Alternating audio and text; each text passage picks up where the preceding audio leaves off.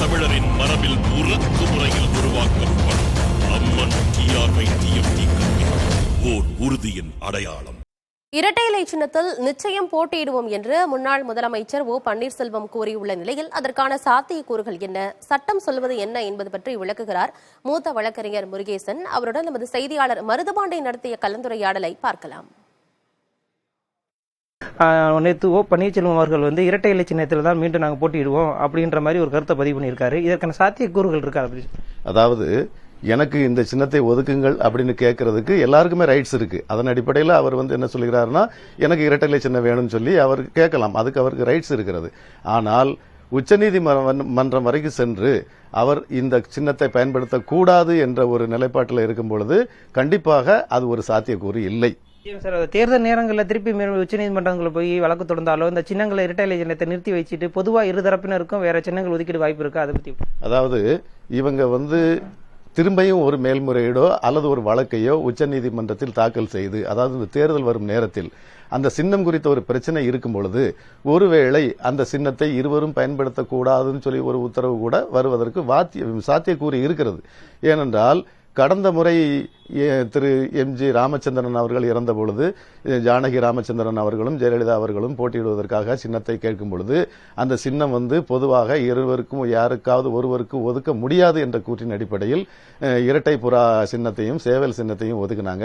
அதன் பிறகு இந்த அம்மா ஜெயிச்சு அதுக்கப்புறம் அந்த இரட்டை சின்னத்தை வாங்கினாங்க. அத மாதிரி டிஸ்பியூட் அப்படின்னு சொல்லக்கூடிய ஒரு பிரச்சனை, சின்னம் குறித்த ஒரு பிரச்சனை உச்சநீதிமன்றத்தில் நிலுவையில் இருக்கும் பொழுது எலெக்ஷன் கமிஷன் ஒருவேளை அதை நிறுத்தி வைத்து வேறு சின்னங்களை இருவருக்கும் ஒதுக்குவதற்கும் வாய்ப்பு இருக்கிறது. மீண்டும் OPS அணியினர் மீண்டும் உச்சநீதிமன்றத்தை அணுகி வழக்கு தொடுக்க வாய்ப்பு இருப்பதாகவும், அவ்வாறு வாய்ப்பு இருக்கும் பட்சத்தில் மட்டுமே அந்த இரட்டை இலை சின்னம் என்பது மற்றவர்களுக்கு கொடுக்க வேண்டாம் என்பதற்காக இருதரப்பினருக்கும் வேறு சின்னம் கொடுக்க வாய்ப்பு இருப்பதாகவும், மேலும் இந்த உச்சநீதிமன்றம் முறையாக விசாரிக்கும் பட்சத்தில் தான் மீண்டும் இது தொடர்பான அதிகாரப்பூர்வ தகவல் என்பது வெளியாகும். இருப்பினும் தற்போதைய நிலைப்படி வழக்கறிஞர்கள் பல்வேறு ஆலோசனைகள் நடத்தும் பட்சத்தில் அந்த குழுவிடம் நடத்தப்பட்ட இறுதிக்கட்ட விசாரணைக்கு பிறகு அவர்கள் நீதிமன்றத்தை நாட அதிக வாய்ப்பு இருப்பதாகவே தெரிவிக்கப்படுகிறது. நெல்லையிலிருந்து ஒளிப்பதிவாளர் நாராயணமூர்த்தியுடன் செய்தியாளர் மருதுபாண்டி.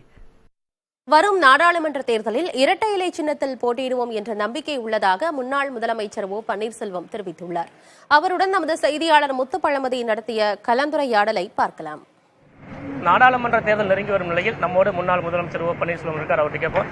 சார், நாடாளுமன்ற தேர்தல் நெருங்கி வருது. இப்ப JP நட்டா வருகின்ற 11ஆம் தேதி தமிழகம் வர்றாரு. அவரை சந்திக்கிறதுக்கான அப்பாயின்மெண்ட் கேட்டிருக்கீங்களா? அவர் பார்க்க போறீங்களா? இதுவரை கேட்கவில்லை, கேட்பதாக இருக்கிறேன். அப்பாயின்மெண்ட் கேட்கல, நான் அவர் சந்திக்க போறீங்களா? சந்திக்கிற வாய்ப்பு கேட்க போறீங்க? சந்திப்பதற்கு வாய்ப்பு கேட்க போகிறேன். அடுத்த கட்டமாக இரட்டை இலை சின்னம் வருகின்ற நாடாளுமன்ற தேர்தலுக்கு அவங்களுக்கு உறுதியா கிடைக்கும்னு சொல்றீங்க. அது எந்த நம்பிக்கையில கேட்குறீங்க? எங்களுடைய மனசாட்சி சொல்லுது. அதிமுகவுடைய வரலாறில் முக்கிய பங்கு வைத்திருக்கிறோம் நாங்கள் அனைவரும். அந்த அடிப்படையில் கழகத்தினுடைய சட்ட விதிப்படி இந்திய தேர்தல் ஆணையம் எங்களுக்கு தான் வழங்க வேண்டிய நம்பிக்கை இருக்கு. அதுக்கான சாத்தியக்கூறு இருக்கா சார்? குறுகிய காலம் தான் இருக்கு, அதுக்கான சாத்தியக்கூறுகள் இருக்கா சார்? உண்டு, இருக்கு. இல்ல சார், அதன் கடந்து இப்ப நம்ம பாஜகவோட கூட்டணி வைக்க போறீங்க. இப்ப பாஜக கூட்டணி வைக்கிறனால உங்களுக்கு பலமா இல்ல பாஜகவுக்கு பலமா பாக்குறீங்களா? நான் ஏற்கனவே பலமுறை சொல்லிவிட்டேன். இந்த தேர்தலை பொறுத்தவரை நாடாளுமன்றத்தில் வெற்றி பெற்று இந்திய திருநாட்டை யார் ஆள வேண்டும் அப்படிங்கிறது கேள்வி. அதை ஆளுகின்ற நிலைக்கு இன்றைக்கு இருப்பவர்கள் பாரதிய ஜனதா கட்சி ஒருவர் மட்டுமே இருக்கு. காங்கிரஸ் பல துண்டுகளாக இருக்கிறது. ரொம்ப கீழ்நிலைக்கு இழிவாக போயிட்டாங்க அவங்க. அதனால பாரதிய ஜனதா கட்சி தான் ஆளுகின்ற நிலைமை இருக்கு 3ஆம் முறையாக. இல்ல நம்ம அந்த நிலைக்கு வந்திருக்கோமா? இல்ல விரும்பி தான் போறீங்களா? நம்ம அந்த நிலைக்கு தள்ளப்பட்டிருக்கோமா? அப்படி நினைக்கிறீங்க? தொடர்ந்து NDA கூட தானே இருக்கும். எடப்பாடி பழனிசாமி நாங்க வெளியே போல இல்ல, அங்கதானே இருக்கிறோம். அதனால நாங்க முழுமையான ஆதரவு அவர்களுக்கு இருக்கு. இந்த நாடாளுமன்ற தொகுதியில உங்களோட வெற்றி வாய்ப்பு எப்படி சார் இருக்கும்? பலம் வாய்ந்த ஆளுங்கட்சி அதிமுக இருக்கு. வெற்றி வாய்ப்பு இல்லை, NDA வெற்றி வாய்ப்பு உறுதியாக இருக்கும். நாங்கள் அதில் ஒரு பங்காக இருப்போம்.